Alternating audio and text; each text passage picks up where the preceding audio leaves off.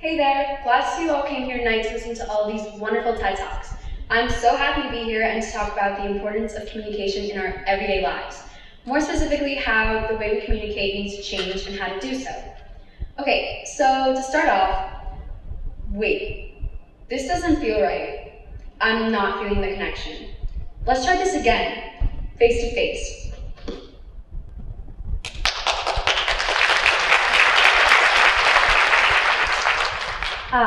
This is much better. In my own generation and the society I live in today, communication is all through, you can guess, our phones. Communication. It's in the air we breathe in each and every day. But when you think of communication, do you think of a quick text to a friend? A question you're asking or being asked, talking about how amazing or dreadful your day was, or being in a meaningful moment with someone that involves just a few words? Well, communication can be all of these things and more. There is no one true situation that can define communication.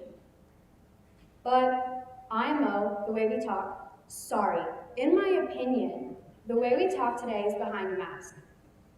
See, the thing is, when we send a certain text, the message can get lost in translation.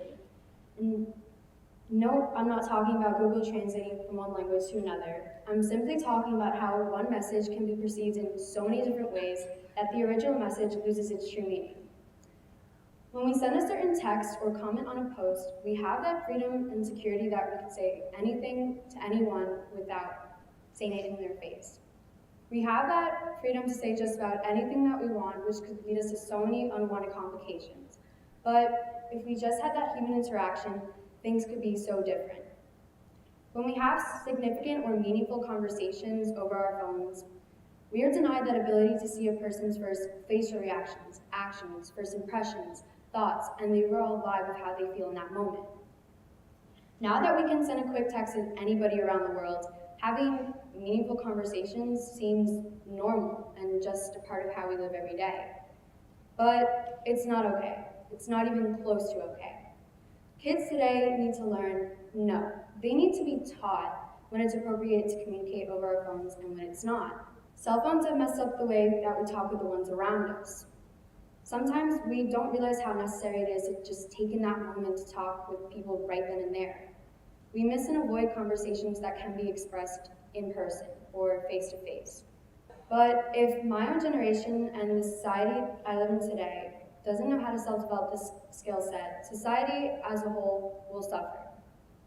We need to know and understand why we must say hello to somebody when we first meet them, or ask somebody about their day when they first ask us. So now with this, the real question is, why isn't communication skills a part of the actual curriculum? Why isn't teaching communication skills as important as solving for X in algebra? Now, we do have some teachers who unofficially teach us these lessons in what's known as the hidden curriculum.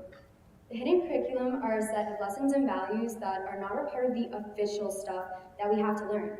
An example of this is pushing in your chair after you leave a classroom.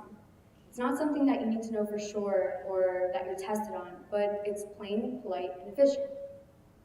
As a student, I propose that communication skills should be a part of the actual curriculum. Just stop and think for a second that our next generation might not even know how to hold more than a 5-minute conversation with somebody else in person. How insane and devastating is that? It's something that we can fix now. Take my own mom, for example. My very own beautiful mom.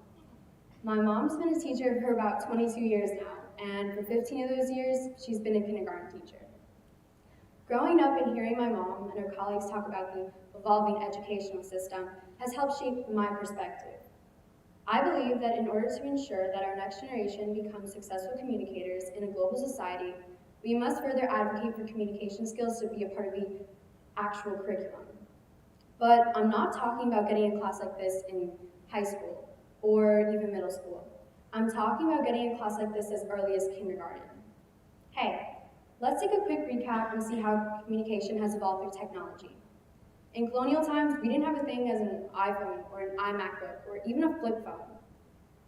But now that we can send a simple text to anybody around the world, communication is so much simpler. Now we can literally FaceTime someone from the Great Wall of China. the Great Wall of China. It just goes to show how we would do just about anything to communicate with the ones around us.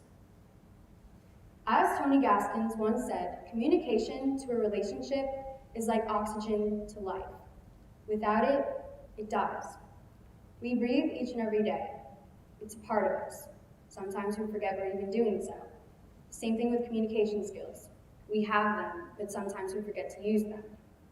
But without communication skills, no matter what the relationship is, eventually it'll fade out. It's what keeps us connected. And I know this based on being a peer, a student, a best friend, a sister, a daughter, and just a human being in general. All of us are individuals. Not one brain is the same. We are all unique. We have different thoughts and perspectives that must be shared.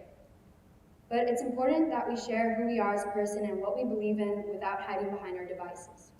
Sometimes I wish I was born in a different decade. Ever wonder why time period dramas on TV shows and in the movies are so popular? Well, this is because we didn't have cell phones back then. This helps producers create more dialogue between characters in order to keep a more interesting storyline going. It was an in-the-moment type of time period where we couldn't ignore somebody's text for hours and hours. But one thing to take from all this is you cannot speak emojis. Just because you send a bunch of emojis and abbreviations doesn't mean that it can replace that of an actual human expression.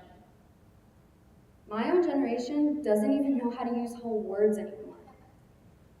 LOL, BRB, YOLO, NP, IMO, in my opinion. I wonder how many people have the same idea as me. To go back to a simpler time of more face-to-face interactions. But as a society, if we are not moving forward, we are moving backwards. So let's evolve. Let's compete on a global scale. Let's talk. Thank you.